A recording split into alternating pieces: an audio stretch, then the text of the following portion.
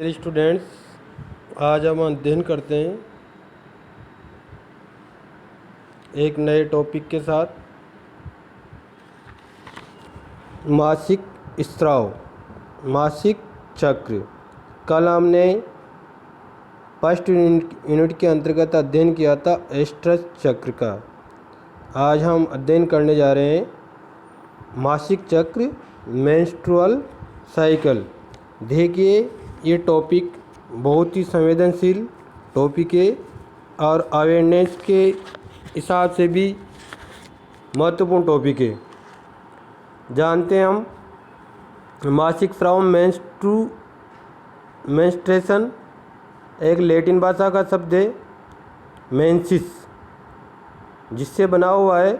Menses का अर्थ होता है महीना, लूनर मंथ।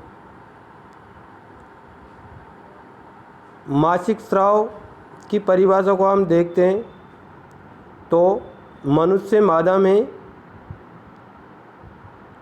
28 दिन के एस्ट्रस चक्र को ही रज चक्र या मासिक चक्र या मेंस्ट्रुअल साइकिल कहा जाता है।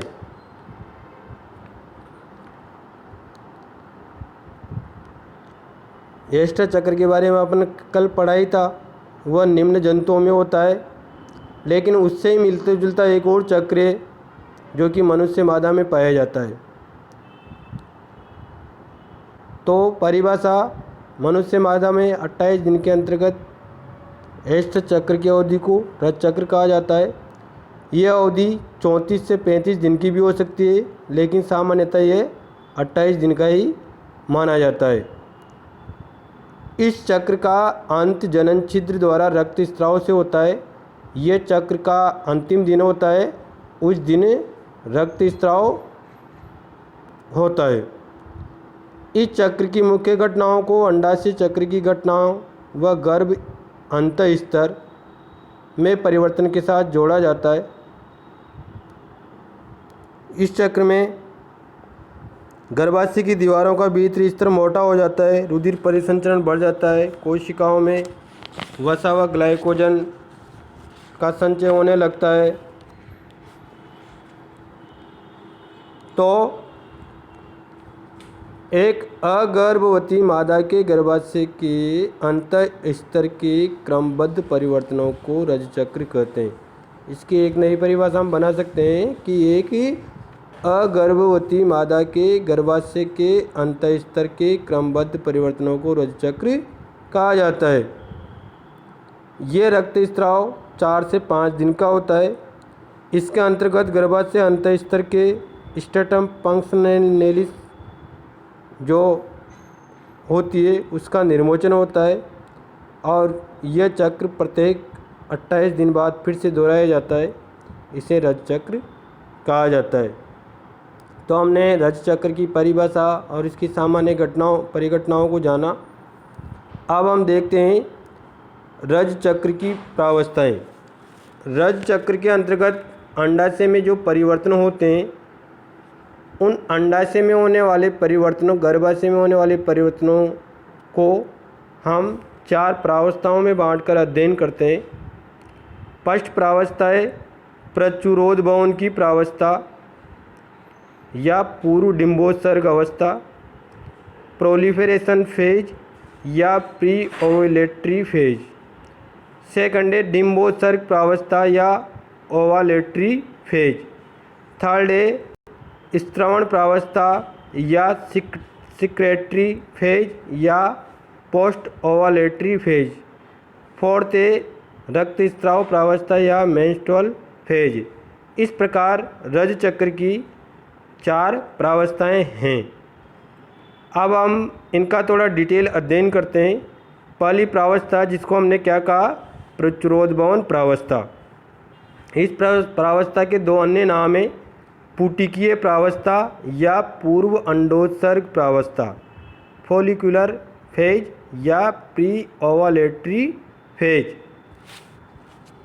मासिक चक्र की इस प्रावस्था को हम 6ठे दिन से 13वें दिन तक मानते हैं, अर्थात छठे दिन से 13वें दिन तक की ये प्रावस्था होती है। अब आप कहोगे कि फर्स्ट 5 दिन कहाँ गए इस चक्र के, तो पहली प्रावस्था को हम सबसे अंत में अध्ययन करते हैं, इसलिए उस प्रावस्था को रक्त प्रावस्था कहा जाता है, जो व्यवहारिक रूप से प्रथम प्रावस्था है, लेकिन उसका अध्ययन हम अंत में करते हैं। अतः सबसे पहले हम अध्ययन कर रहे प्रतिरोध भवन प्रावस्था, जिसे पुटिकीय प्रावस्था या पूर्व अंडोत्सर्ग प्रावस्था भी कहा जाता है।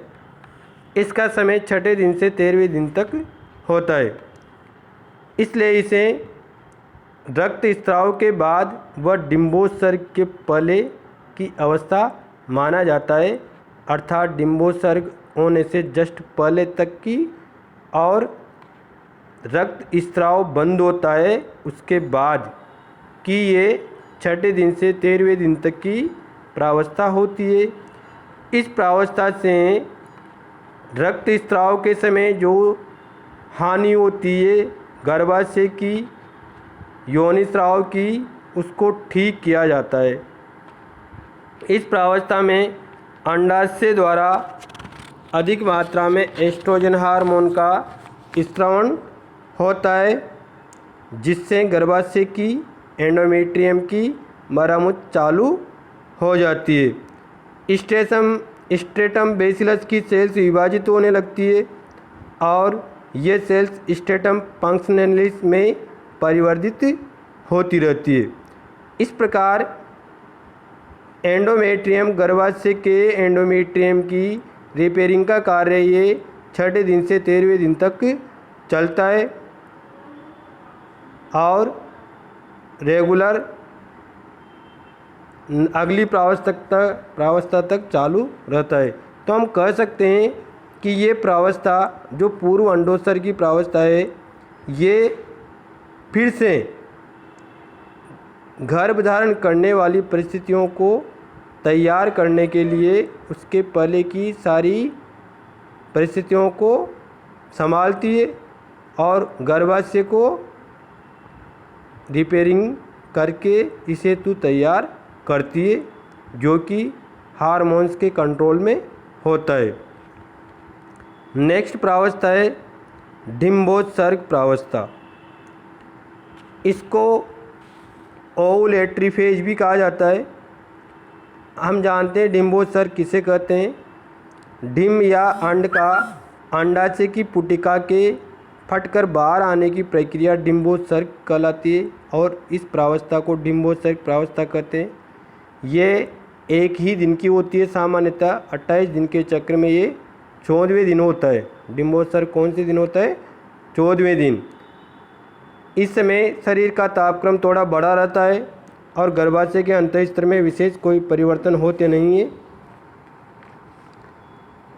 जो पुटिका फटती है जिससे डिम्ब बाहर आता है, उस फटी हुई पुटिका से कार्पस लूटियम का परिवर्धन होता है। नेक्स्ट प्रावस्था है अपनी स्त्रवण प्रावस्था या सेक्रेटरी फेज।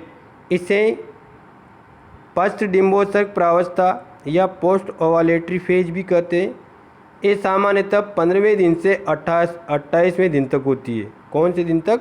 15वें दिन से 28वें दिन तक, अर्थात डिम्बोत्सर्ग के अगले दिन से चौथी प्रावस्था रक्त स्राव के प्रारंभ होने तक यह प्रावस्था मानी जाती है।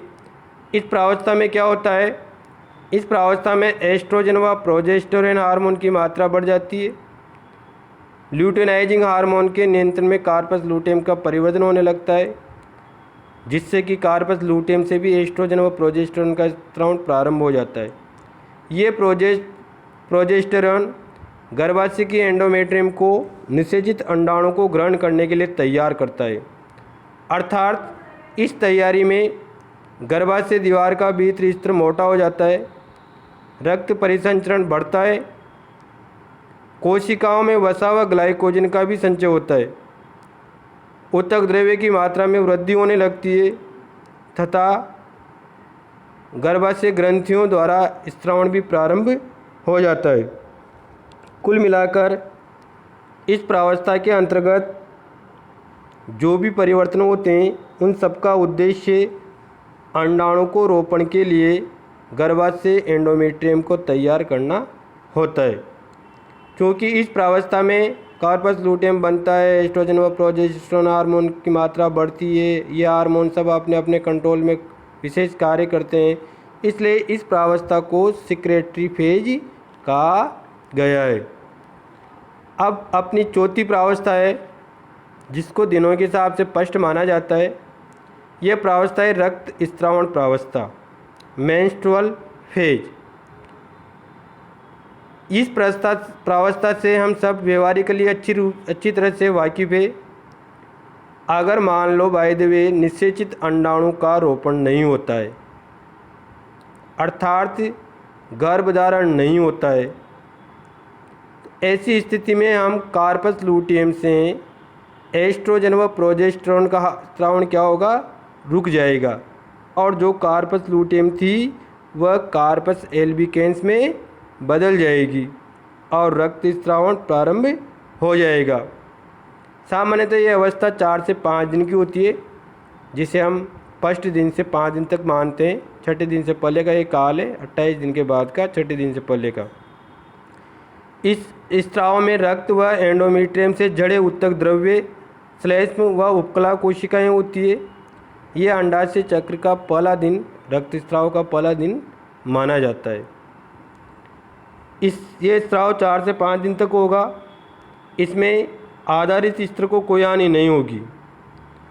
इस स्राव में लगभग 35 ml ब्लड तथा 35 ml उत्तक द्रव्य स्ट्रेटम फंक्शनलिस से के कुछ भाग गर्भाशय की ग्रंथियां आदि होती है। ये स्राव गर्भाशय गुहा से, गर्भाशय ग्रीवा में तथा योनि से होता हुआ जनन छिद्र द्वारा बाहर आता है। सामान्यतः 5वें दिन तक होता है। सारी स्ट्रेटम फंक्शनलिस जड़ जाती है और अब गर्भाशय स्तर पतला सा हो जाता है, और जो शेष स्ट्रेटम बेसिलस बचती है उसके साथ वापस नया चक्र प्रारंभ हो जाता है। इस प्रकार मासिक चक्र अंडाशय चक्र का ही एक प्रकार होता है और सामान्यतः ये 28 दिन का होता है, जिसकी चारों प्रावस्थाओं का वर्णन हमने बारी बारी से किया। Thank you my dear students. आपको वीडियो अच्छा लगा होगा। तैयार रहिएगा फिर से एक नए वीडियो के लिए।